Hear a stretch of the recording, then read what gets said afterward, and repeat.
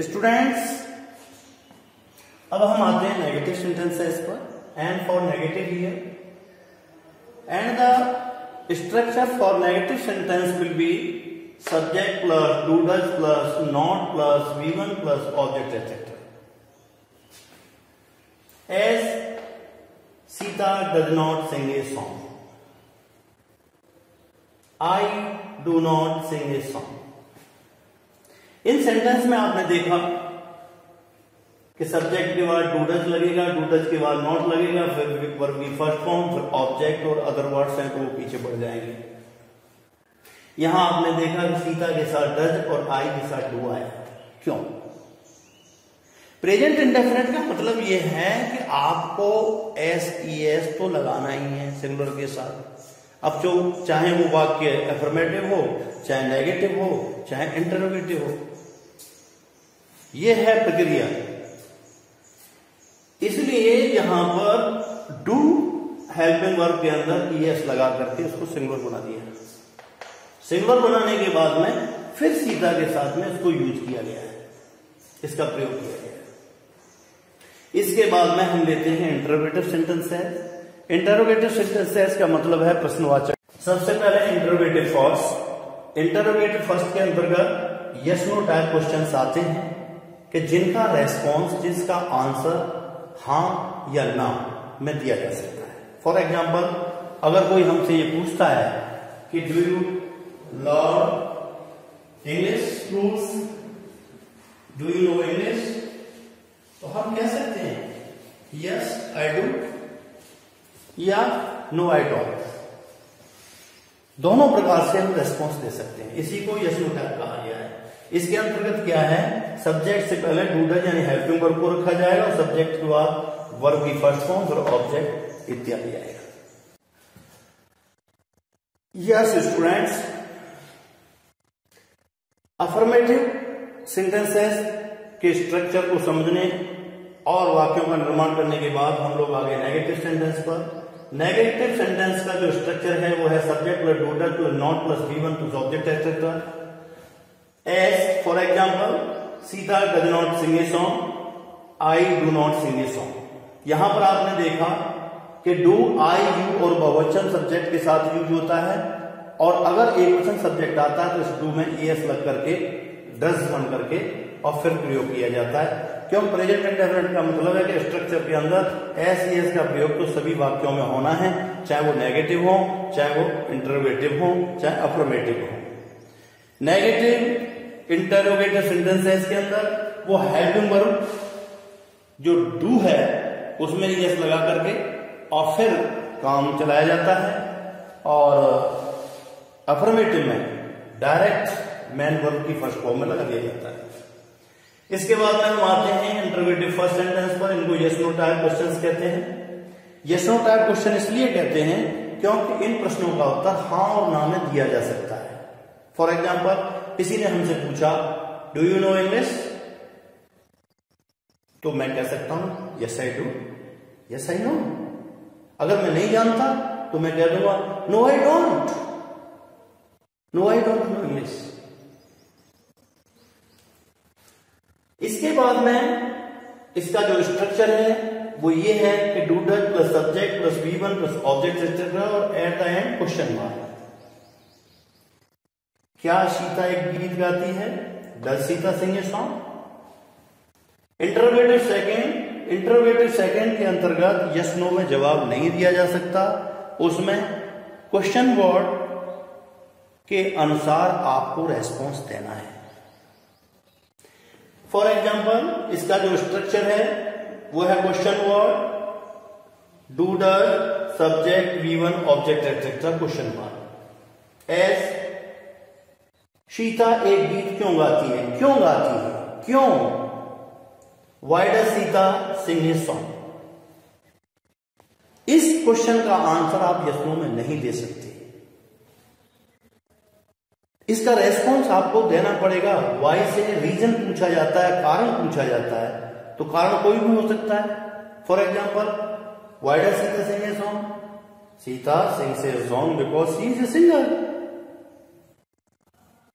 Okay, यहां पर एक बात और जान लेनी है आप लोगों को कि अब तक ये जो अध्ययन कर रहे थे प्रेजेंट इंडेफिनिट के अंदर affirmative, negative, interrogative first, interrogative second, ये सभी सेंटेंस एक्टिव वॉइस के अंतर्गत आते हैं। एक्टिव वॉइस, एक्टिव वॉइस क्यों? क्योंकि इनमें एक्टर और सब्जेक्ट क्रिया करता है। अगर हम सब्जेक्ट को गौण कर दें या सब्जेक्ट को हटा दें, छुट्टी कर दें, या सब्जेक्ट को निष्क्रिय कर दें और ऑब्जेक्ट को लेकर के वाक्य का निर्माण करें, ऑब्जेक्ट को प्रधान बना करके हम वाक्य का निर्माण करें, तो वो कहलाता है पैसिव वॉइस। और पैसिव वॉइस जानने के लिए आपको ज्यादा परेशान होने की जरूरत नहीं है। आपको एक स्ट्रक्चर समझना है और आपकी समस्या का समाधान हो जाएगा। यहां पर P for passive voice, P for passive voice. Structure सबसे पहले ऑब्जेक्ट इनटू सब्जेक्ट, बदल दो। इसके बाद helping verb is, am, are में से कोई एक प्रयोग कीजिए सब्जेक्ट के अनुसार। इसके बाद V1 को V3 में बदल दीजिए, यानी on the place of verb first form you have to use third form of the verb. इसके बाद प्रीपोजिशन, बाई एक्सेट्रा जो भी आवश्यक हो वो यूज करना है। और सबसे लास्ट में आपको सब्जेक्ट को ऑब्जेक्ट में बदल देना है। ये आपका स्ट्रक्चर है। Object into subject, helping verb is am are, V1 into V3, preposition by etcetera, subject into object. और आपका जो सेंटेंस है एक्टिव का वो पैसिव में कन्वर्ट हो जाएगा। केवल एक स्ट्रक्चर याद करना है, अलग से अध्ययन करने की कोई आवश्यकता नहीं है। एज हमने इसी सेंटेंस को लिया, सीता सिंग्स ए सॉन्ग। यहां पर देखिए ये ऑब्जेक्ट है, ये सब्जेक्ट है, ये वी है, और यहां पर जो हम बना रहे हैं वो पी है, P for passive voice. A song, ये देखिए ऑब्जेक्ट को सब्जेक्ट में बदल दिया, ए सॉन्ग ऑब्जेक्ट था, इसको हमने सब्जेक्ट में बदल दिया, यहां पर लिया। अब ए सॉन्ग के अनुसार हमको helping verb is, am, are में से किसी का यूज करना है, तो एक वचन है इसलिए एज आ जाएगा, क्योंकि एम तो आई के साथ आएगा और आर जो है प्लूरल के साथ में आएगा। इसके बाद में V1 इंटू V3, V3 सिंग, और सिंग की third form sing, sang, sung. A song is sung. फिर प्रीपोजिशन यूज करेंगे हम बाई, और इसके बाद सब्जेक्ट का ऑब्जेक्ट बना देंगे। सब्जेक्ट था हमारा सीता, फिर सीता को हमने यहां डाल दिया। अब आप देखिए Sita sings a song, active voice.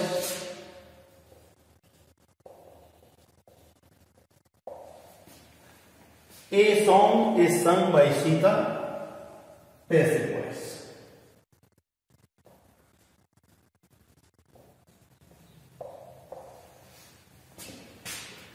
अब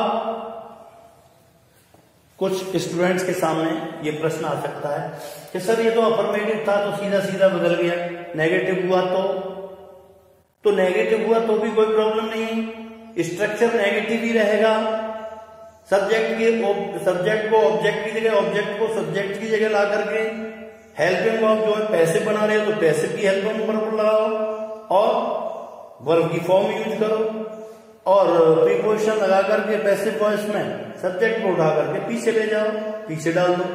और अगर अस्पष्ट या महत्वहीन सब्जेक्ट हैं तो प्रीपोजिशन के साथ में उसे पीछे डालो ही मत, जरूरी नहीं है। इसी को इंग्लिश में कहा गया है कि if you see that the subjects are unimportant और vague, they should be left in passive voice. There is no necessity to use them. Okay, अब देखिए नेगेटिव का एग्जाम्पल हम ले रहे हैं। Rama does not write a letter. In this sentence you can see Rama subject, a letter object, write V और बना दो P, a letter object into subject, ये आ गया इधर से।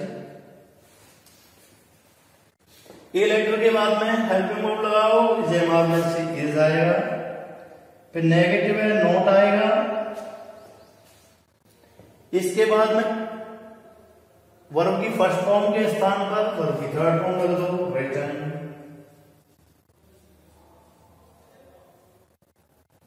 रिटन हो गया, प्रीपोजिशन बाय लग गया और रमा डाल दी है। तो देखिए negative, Rama does not write a letter is not written by Rama, कोई प्रॉब्लम नहीं, कैसे भी कर सकते हैं आप, और सीधा सीधा है। इसी प्रकार अगर इंटरोगेटिव सेंटेंस आता है तो भी डरने की कोई जरूरत नहीं। आपको करना क्या है, बस इतना करना है,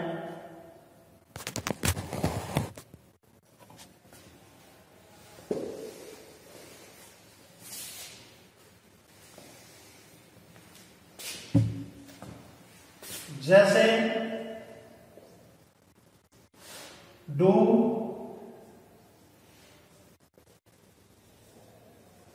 द प्लेयर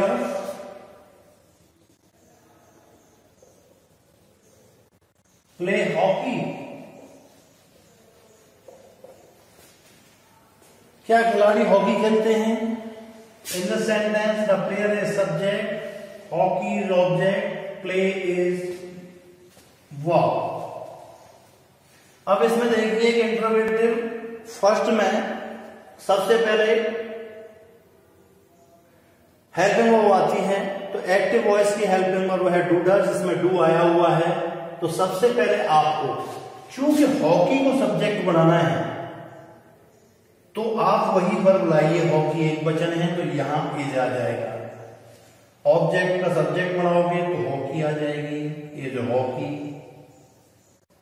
अब इसके बाद में प्ले V1 था तो इसकी थर्ड फॉर्म प्लेड आ जाएगा, प्रीपोजिशन बाय आ जाएगा और द प्लेयर।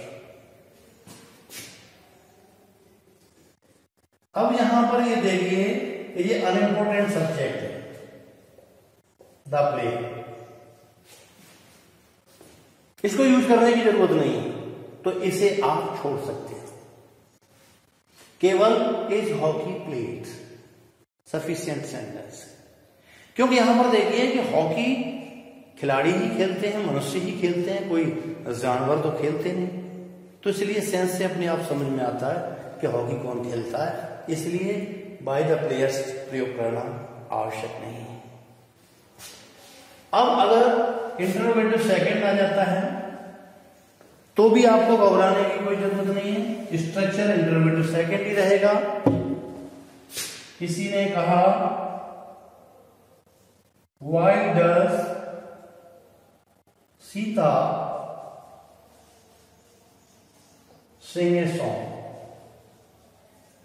सीता एक गीत क्यों गाती है? अब इसका पैसिव वॉइस बनाना है, a song object, Sita subject, sing verb है, तो पैसिव वॉइस के अंदर भी ये इंटरोगेटिव सेकंड ही रहेगा, वाई। अब ये डज एक्टिव वॉइस की हेल्पिंग वर्ब है, जब ये सॉन्ग बुलाओगे तो आपको कैसे वॉइस की हेल्प नंबर रखनी पड़ेगी। इस सॉन्ग के अनुसार is, why is, a song object है, इसका सब्जेक्ट बना दो, ए सॉन्ग। V1 सिंग का संग कर दो, संग। प्रीपोजिशन बाई यूज कीजिए, सब्जेक्ट का ऑब्जेक्ट बना दो, सीधा को डाल दो, क्वेश्चन मार्क लगा दो। अब यहां पर आप देखेंगे कि सेंटेंस पैसिव वॉइस में कैसे चेंज हुआ interrogative second. Why does Sita sing a song, why is a song sung by Sita. कोई भी प्रॉब्लम नहीं। अब बात आती है कि चलिए हमने वाक्यों का निर्माण सीखा, लेकिन इनका पर्पज क्या है, इनका उद्देश्य क्या है। देखिए, to know any language sentences are very important. How to create sentences of particular language which we are going to learn, how to speak, how to read, how to write, how to understand the thoughts of others. So how you can use the sentences of present and definite tense into your spoken English. How you can use them in speaking. This is very important, and you will not find this process in the grammatical books. It is only taught to you by your teachers. It is a very great difficulty to the students who want to learn this language, who want to know this language. तो देखिए, in speaking और communication process क्या होता है। Process होता है, एक speaker होता है, एक लिसनर होता है।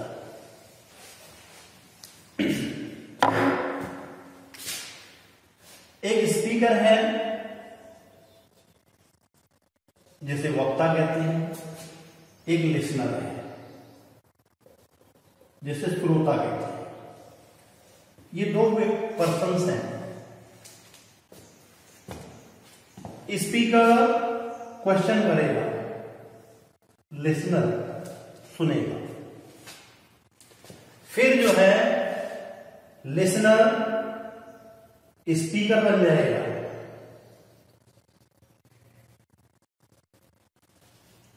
और वो आंसर देगा, और स्पीकर लिसनर बन जाएगा। और इस तरीके से ये प्रक्रिया चलती रहेगी। यही कम्युनिकेशन है। वक्ता ने क्वेश्चन किया, श्रोता ने सुना, फिर श्रोता ने उसका आंसर दिया तो वक्ता ने सुना। इसके लिए स्पीकर ने क्वेश्चन पुट किया और लिसनर ने सुनकर के फिर स्पीकर बन के उसको आंसर अफर्मेटिव में दे दिया या नेगेटिव में दे दिया। तो इस टेंस के सारे वाक्यों को आप अपनी स्पीकिंग स्किल्स को सुधारने के लिए कैसे यूज करेंगे, अब हम उसका अध्ययन करते हैं। सबसे पहले हम लेंगे interrogative first, yes no time. Interrogative first, yes no time.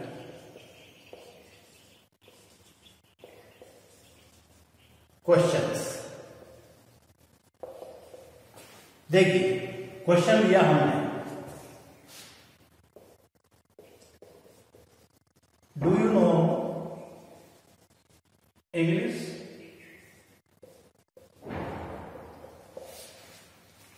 This is question before you. अब आप रेस्पॉन्स कैसे देंगे?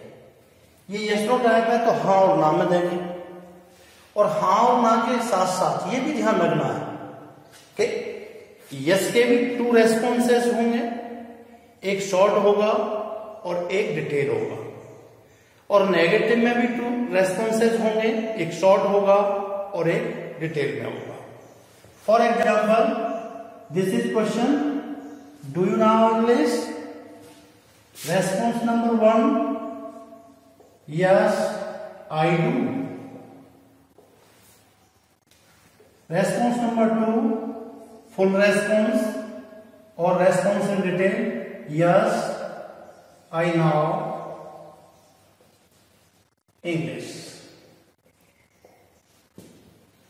Response number 3, short response in negative, no I don't. Response number 4, full response और response in detail in negative, no I don't, now English. Here you can see 4 responses for a single question. Yes, look at. One more example.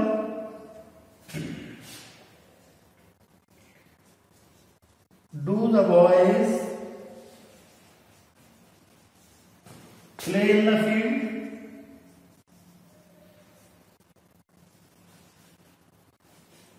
Short response, response number 1, yes, they do. Response number 2, full response in affirmation, yes, they play in the field.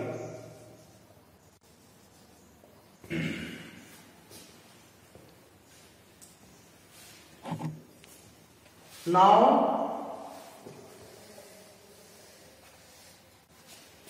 response number 3,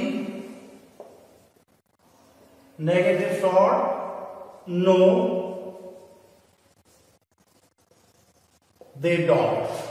Response number 4, no, they don't play in the field.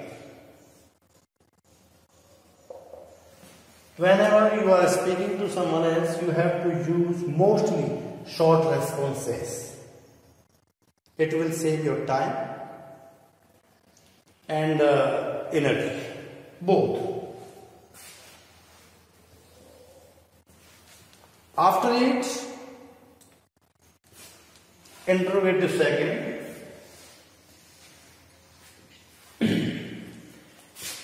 Interrogative second में question word के अनुसार response दिया जाता है और इसमें single response होता है, सिंगल आंसर होता है। For example, why does Ravi go to school?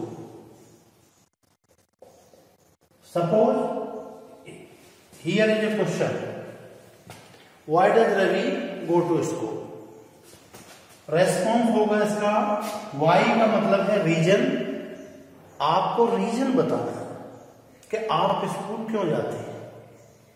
पहले इसको अफर्मेटिव में चेंज कीजिए, Ravi goes to school to study. To study is the reason. Ravi पढ़ने के लिए स्कूल जाता है। इसी तरीके से अगर वैन आ रहा है, question word when do you go to school? आप स्कूल कब जाते हैं? सिंगल रेस्पॉन्स होगा, I go to school at 7 AM। मैं 7 बजे स्कूल जाता हूं। व्हेन से टाइम पूछा जाता है तो व्हेन से जो टाइम पूछा गया है वो डाल दिया गया और ये रेस्पॉन्स आपका पूरा हो गया।